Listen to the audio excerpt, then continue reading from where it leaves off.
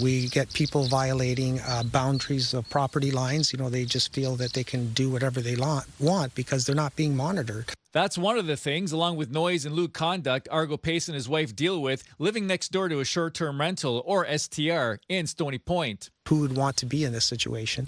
And, is City Council willing to reimburse me for that, for my problems? Pace lives on St. Clair Road along Lake St. Clair and thought a zoning bylaw on short-term rentals introduced by the municipality of Lakeshore in 2023 would return peace to the neighborhood.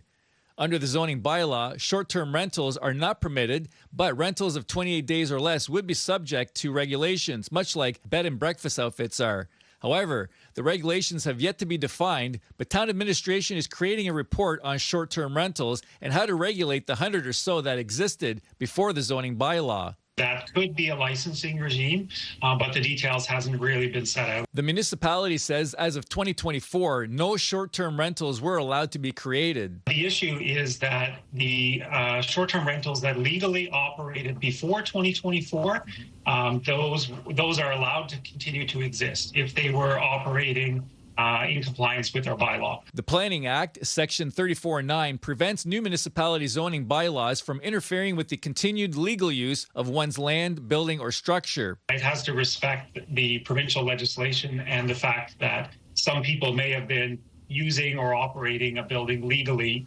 prior to the date of the bylaw. Sure, you can grandfather these short-term housing. You can.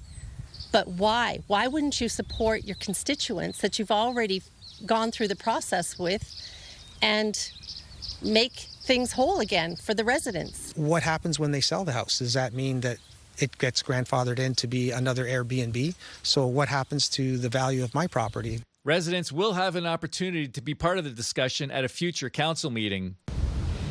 Administration is hoping to present this report to council in the upcoming months. In the meantime, residents in Stony Point are encouraging others to call their councillor and let them know how they feel about STRs. Stephanie?